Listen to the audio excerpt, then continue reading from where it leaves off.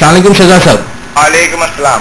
سلیم شہزاد صاحب, مشورہ تو چلے آپ نے کچھ سوچ کے دیا ہوگا لیکن الطاف صاحب نے, لیکن ٹائمنگ بڑی کروشل ہے. کوئی خاص سبب ہے اس ٹائمنگ کا؟ دیکھیں, پہلے تو بات میں کلیئر کر دوں کہ یہ کسی چینل نے ذرائع سے چلائی ہے کہ الطاف بھائی نے زرداری صاحب کو کوئی مشورہ دیا ہے.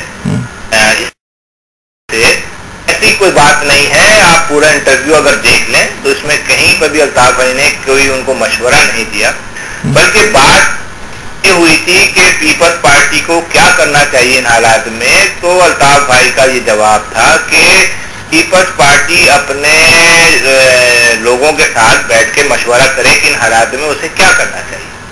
اوکے, آپ یہ کہہ رہے ہیں, یہ اس بات کی تردید کر رہے ہیں کہ الطاف صاحب نے صدر صاحب کو استعفیٰ دینے کا مشورہ دیا ہے. دیکھیے, مشورہ نہیں دیا, استعفے کی بات نہیں کی. اس وقت موجودہ حالات میں بحثیت ایک دوست کے, کیونکہ الطاف بھائی نے چونکہ ان کو پرپوز بھی کیا ہے ایک دفعہ, ان حالات میں جو ہے انہوں نے ملک کو نازک دور سے نکالنے کے لیے ان سے یہ کہا ہے کہ وہ بیٹھے اور اس کا حل نکالنے, اس کا تلاش کریں جس کی اس میں کے ساتھ کوئی کیا نام ہے اس کا حل ہونا چاہیے. لفظ بڑی قربانی استعمال ہوا ہے, وہ بھی نہیں آپ کہہ رہے ہیں کہ یہ بھی الطاف صاحب نے نہیں کہا کہ بڑی قربانی دیں صدر زرداری صاحب؟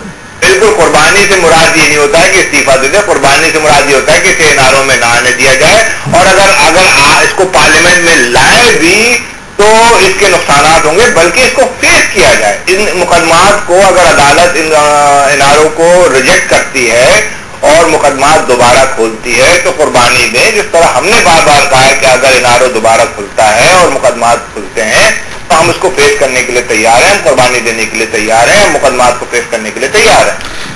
فوزیہ وحد صاحبہ کا بھی تھوڑی دیر پہلے پریس کانفرنس ہے کہ اگر متحدہ مخالفت بھی کرے گی تب بھی قومی اسمبلی میں انارو کا بل پیپلز پارٹی لائے گی, تو آپ تو مخالفت ہی کریں گے یا اس کی بھی آپ تردید کر رہے ہیں؟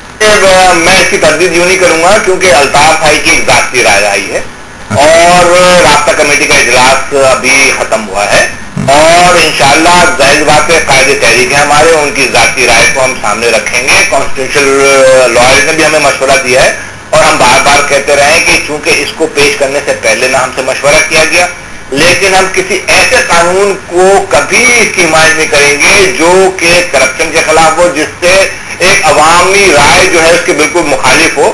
تو انشاءاللہ کل آپ کے سامنے اس کا پازیٹیو فیصلہ آئے گا اور یقیناً اس کی مخالفت نہیں آئے گا.